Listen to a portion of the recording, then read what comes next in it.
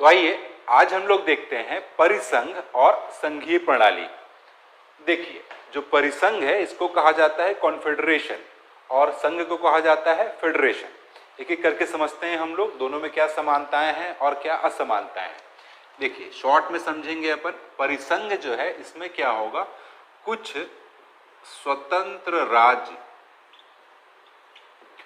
स्वतंत्र राज्य मिलकर एक समझौता करेंगे। कुछ स्वतंत्र राज्य मिलकर एक समझौता करेंगे। क्या समझौता करेंगे कि कुछ विषय या विषयों पर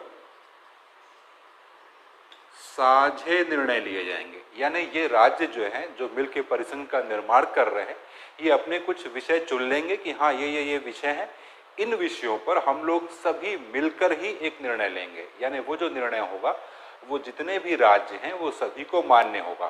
सामान्य तौर पर ये जो विषय चुने जाते हैं, इसका अगर एग्जाम्पल बताऊं मैं, तो जैसे विदेश हो गया, संचार से संबंधित विषय और रक्षा आदि से संबंधित विषय, इन पे ये लोग साझा निर्णय लेंगे। और ये साझा निर्णय लेने के लिए एक केंद्रीय सरकार या एक केंद्रीय शासन की स्थापना करेंगे। समझ गए? ये जो केंद्रीय सरकार या शासन होगा, इन विषयों पर या और भी विषय हो सकते हैं, जो भी ये चुने, उन पर एक साझा निर्णय लेगी ये केंद्रीय सरकार जो केंद्र में रहेगी, और वो निर्णय इन सभी राज्यों को मान्य होगा। इनके अतिरिक्त जो भी विषय बचे हुए हैं उन पर निर्णय लेने का अधिकार इन सभी राज्यों को अपने अपने राज्यों में अपने अपने ढंग से निर्णय लेने का अधिकार होगा। मतलब यहाँ पे इनकी स्वतंत्रता में कोई भी बाधा नहीं आएगी। केवल ये कुछ विषय है जिन पर इन्होंने खुद ही निर्णय लिया है कि हम लोग एक साथ निर्णय लेंगे। ठीक है, ये होती है परिसंघीय व्यवस्था। खास बात जो परिसंघीय व्यवस्था में है, और आगे बताता हूँ आपको, कि परिसंघीय व्यवस्था में जो ये राज्य हैं, स्वतंत्र राज्य जिन्होंने मिलकर परिसंघ का निर्माण किया है, ये स्वतंत्र राज्य जब भी चाहें परिसंघ से अलग हो सकते हैं। परिसंघ से अलग होने का अधिकार है इनको। समझ रहे हैं? जैसे 50 राज्यों ने मिलकर एक संघ बना लिया, अब उसमें से मान लीजिए 2 राज्य को या 1 राज्य को अगर संघ से बाहर निकलना है वो निकल सकता है, कोई दिक्कत नहीं है। इसी प्रकार वो 50 के 50 राज्य अगर निकलना चाहें तो वो बाहर निकल सकते हैं। समझ पा रहे हैं? अब इसमें होगा क्या कि मान लीजिए पूरे के पूरे जितने भी राज्य हैं वो सब के सब परिसंघ को तोड़ दें, यानी कि ये जो समझौता हुआ था, इस समझौते को तोड़ के सभी राज्य अलग हो जाएं, तो परिसंघ बचेगा क्या? परिसंघ समाप्त हो जाएगा। ठीक है, अब चूंकि ये परिसंघ समाप्त हो जाएगा, इसीलिए इसको कहा जाता है डिस्ट्रक्टिव, शॉर्ट में लिख रहा हूं, destructive union of indestructive states. Destructive union यानी कि विनाशी संगठन, किसका? अविनाशी राज्यों का। हिंदी में अगर बोलेंगे इसको तो कहा जाएगा अविनाशी राज्यों का, अविनाशी राज्यों का विनाशी संगठन।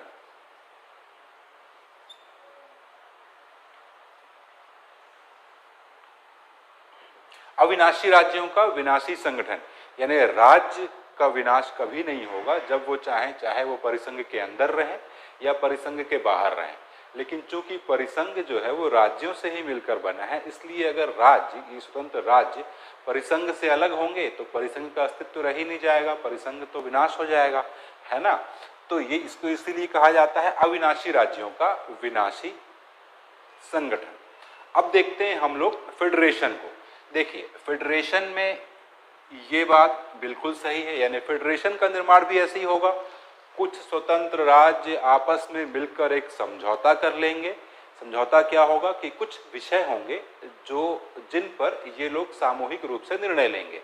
सामूहिक रूप से निर्णय लेने के लिए एक केंद्रीय व्यवस्था या एक केंद्रीय सरकार स्थापित की जाएगी, वो उन विषयों पर निर्णय लेगा। अन्य जितने भी विषय हैं उन पर निर्णय लेने के लिए प्रत्येक संगठक राज्य स्वतंत्र होगा अपने अपने आंतरिक मामलों में। यानी यहाँ से लेके यहाँ तक जो बात है ये पूरी की पूरी परिसंघ जैसी ही है। अंतर है तो क्या, ये परिसंघ से अलग होने का अधिकार है परिसंघ में, लेकिन संघ में संघ से अलग होना अत्यंत जटिल प्रक्रिया। ठीक है, ये अत्यंत जटिल प्रक्रिया है, इसीलिए ज्यादातर कहीं कहीं पे अक्सर लिख दिया जाता है कि संघ में संगठक राज्यों को संघ से अलग होने का अधिकार नहीं है। ठीक है, थोड़ा सा इसको देखेंगे। अगर परिसंघ कि हमने पढ़ तो लिया कि ये परिसंघ है, ये लेकिन परिसंघ है कहाँ, कोई देश या कोई ये कुछ परिसंघ दिखाई दे रहा है।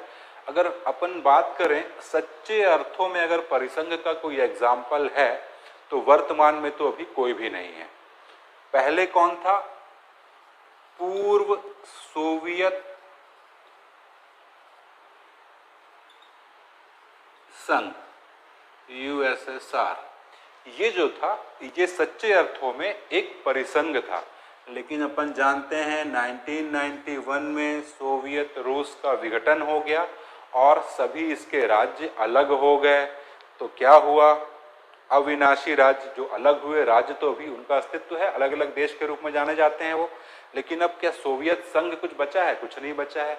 रशिया एक कंट्री है, रूस बोलते हैं, लेकिन सोवियत संघ अब यूज नहीं किया जाता, परिसंघ खत्म। वर्ग इसमें इधर अगर देखेंगे अपन फेडरेशन में, तो फेडरेशन में क्या है कि संघ से अलग होने का अधिकार मान लीजिए कि नहीं है। इसका जो एग्जाम्पल है, सबसे अच्छा एग्जाम्पल है फेडरेशन का या संघ का, ये है यूएसए, है ना। यूएसए भी कैसे बना है, 50 स्वतंत्र राज्यों के समझौते से यूएसए का गठन हुआ है। और वर्तमान में अब इन राज्यों को इस संघ यानी यूएसए वाले संघ से अलग होने का अधिकार नहीं है। हालांकि जब इनके बीच में समझौता हुआ था तब ये बात थी, यानी इनके पास ये सुविधा थी कि जितने भी राज्य हैं जब तक आप रहना चाहें तब तक संघ में रहें, जब आपको अच्छा नहीं लगेगा या आप असंतुष्ट होने लगेंगे, कोई भी समस्या आएगी तो आप संघ से अलग हो सकते हैं। लेकिन वर्तमान में जो यूएसए के फेडरल कोर्ट के कई निर्णयों से और संसद द्वारा कई प्रस्तावित प्रस्तावों से अब राज्यों का यूएसए से निकलना लगभग असंभव है। इसलिए कहा जाता है कि जो संघ है इसमें राज्यों को संघ से अलग होने का अधिकार नहीं है। ऐसा मान लिया जाता है, पूर्णतः सत्य नहीं है कि नहीं निकल सकते हैं, लेकिन अत्यंत, जैसा कि यहाँ पे मैंने लिखा है कि अत्यंत जटिल प्रक्रिया है, इसलिए अपन मानते हैं कि नहीं निकल सकता। तो यहाँ पे होगा क्या, जो राज्य हैं वो भी अंदर ही अंदर है ना, और जो संघ है वो भी, इसीलिए इसको कहा जाता है इनडिस्ट्रिक्टिबल, ये भी शॉर्ट में लिख रहा हूं, इनडिस्ट्रिक्टिबल यूनियन ऑफ इनडिस्ट्रिक्टिबल स्टेट्स, यानी अविनाशी राज्यों का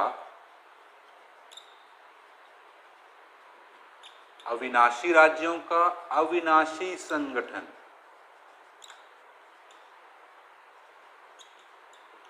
समझ रहे हैं, न तो राज्यों का विनाश किया जा सकता है, यानी इस संघ के अंदर जो राज्य हैं उनके अस्तित्व में भी कोई परिवर्तन नहीं किया जा सकता। ऐसा नहीं कि मध्य प्रदेश को तोड़ के छत्तीसगढ़ बना दिए और एक मध्य प्रदेश बचा, नहीं, वो जो उनका जो भौगोलिक सीमा है या उनके आंतरिक जो भी अधिकार हैं वो तो संरक्षित रहेंगे ही रहेंगे।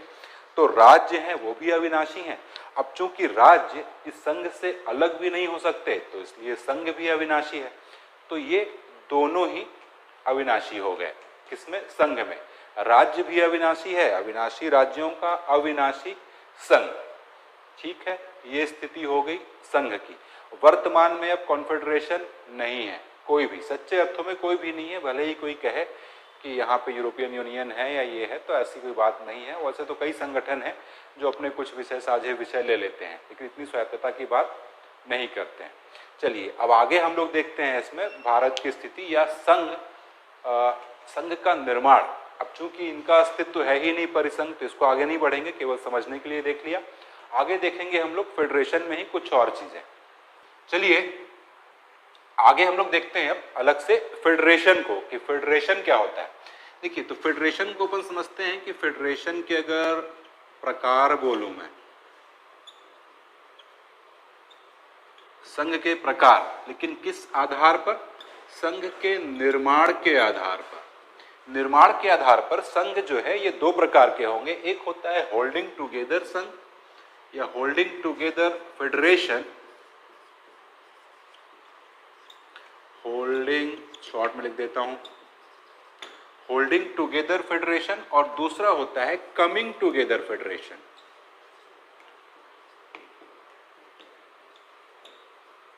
Coming together federation.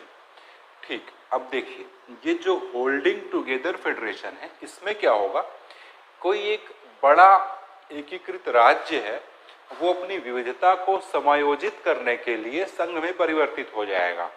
और क्या करेगा, उसकी भौगोलिक सीमा के अंतर्गत जो विभिन्नताएं हैं उनको कुछ कुछ अधिकार देगा, उनके भौगोलिक क्षेत्र निर्धारित करेगा और उनके बीच शक्तियों का विभाजन करेगा। ये होगा होल्डिंग टुगेदर फेडरेशन। इसका एग्जाम्पल अगर लेंगे आप तो ये लीजिए इंडिया और कनाडा। समझ गए इस चीज को? कोई एक कैसा राज्य है, बड़ा राज्य है जिसमें बहुत ज्यादा विविधता है।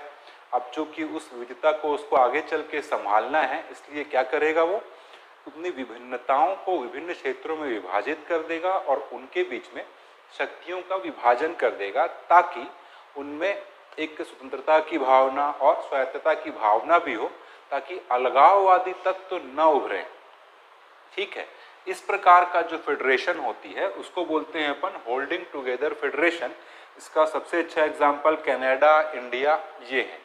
दूसरा है coming together federation. Coming together federation क्या होगा, बहुत से ऐसे राज्य जो आर्थिक व सैन्य मामले में कमजोर हैं, या आर्थिक व सैन्य कमजोर राज्य आपस में मिलके एक समझौता करेंगे और एक संघ का निर्माण करेंगे। यानी जो हम लोग संघ पढ़ रहे थे इसके पहले, अभी जो वही वाली संघ की बात कर रहा है ये। बहुत से स्वतंत्र राज्य जो कमजोर हैं, चाहे वो आर्थिक रूप से हों चाहे सैन्य रूप से हों, ये लोग आपस में एक समझौता करेंगे और एक संघ का निर्माण करेंगे। वही सब बातें, कुछ विषय साझा रखेंगे, उन पर साझा निर्णय लेंगे। इसका जो एग्जाम्पल है ये है यूएसए का। ठीक है, अब जब इसको देखेंगे हम, यानी कि यूएसए, यहाँ पे क्या होगा, राज्यों के बीच में समझौते का परिणाम ही संघ है ना। राज्य समझौता किए तभी तो संघ का निर्माण हुआ। इसलिए यहाँ राज्यों को पर्याप्त स्वायत्तता दी जाएगी, या इसको कह सकते हैं बहुत ज्यादा अधिकार। यानी इस प्रकार के संघ में आम तौर पर राज्य को अधिक स्वायत्तता, किसकी तुलना में, संघ की तुलना में।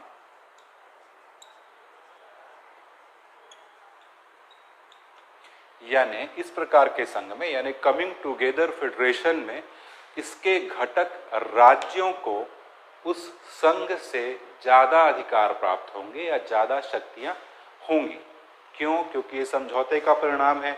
अगर इन राज्यों को शक्तियां कम देंगे तो ये लोग इस संघ से अलग हो जाएंगे, तो संघ का अस्तित्व ही नहीं बचेगा। इसलिए यहाँ ये आवश्यक है। जब बात करेंगे होल्डिंग टुगेदर फेडरेशन, यहाँ पे ऐसा राज्यों के बीच में कोई समझौते का परिणाम नहीं है। ये तो एक विशाल एकीकृत राज्य था जो उसने अपनी विविधता को समायोजित करने के लिए संघ का स्वरूप धारण कर लिया। संघ में होता क्या है कि दो प्रकार की सरकारें होंगी, एक केंद्रीय एक राज्य, और राज्यों को भी पर्याप्त स्वायत्तता दी जाती है। तो आप जब किसी को स्वतंत्रता देंगे, स्वायत्तता देंगे, तभी तो वो आपके साथ मिलकर रहेगा। इसलिए यहाँ पे राज्यों को भी स्वायत्तता दी गई है, लेकिन इतनी नहीं दी गई है जितनी कि यहाँ दी जाएगी। इसीलिए यहाँ पे जब देखेंगे तो शक्तियों का झुकाव, यहाँ पे शक्ति का जो झुकाव है वो किसकी तरफ होगा? केंद्र की तरफ। ज्यादा शक्तियां केंद्र के पास होंगी इस प्रकार के संघ में, जिस प्रकार का संघ हमारे भारत का संघ है। तो अब थोड़ी थोड़ी चीजें समझ में आई होगी कि क्यों जो आलोचक हैं ये लोग बोलते हैं कि भारत को, कि आप भारत बोलते हो कि संघ है, लेकिन संघ के पूरे लक्षण आप में दिखाई नहीं देते हैं। तो इसका सबसे बड़ा कारण यही है कि हम संघ तो हैं, क्योंकि संघ के जो मूल लक्षण है यानी शक्तियों का विभाजन, ये हमारे पास है। स्वतंत्र न्यायपालिका, ये हमारे पास है। लिखित संविधान, ये हमारे पास है ना। लेकिन शक्तियों का झुकाव केंद्र की तरफ इसलिए रखा गया है कि पहली चीज कि हम किसी समझौते का परिणाम नहीं है भारत, और दूसरा इस संघ से, भारत संघ से किसी भी राज्य को अलग होने का अधिकार नहीं है। नहीं है मतलब फाइनली नहीं है, जटिल प्रक्रिया वगैरह कुछ नहीं है, ही नहीं। भारत के जितने भी राज्य हैं वो भारत से अलग नहीं हो सकते हैं। ठीक है, ये वाली स्थिति है भारत की, और यही भारत के लिए जरूरी भी था कि हम लोगों ने दोनों थोड़ा थोड़ा अपनाया है। इसलिए देखेंगे कि कहीं कहीं पे भारत को बोले जाएगा क्वासी फेडरल या अर्ध संघीय, आधा संघीय है और आधा एकात्मा। तो यही था आज का लेक्चर, संघ और परिसंघ।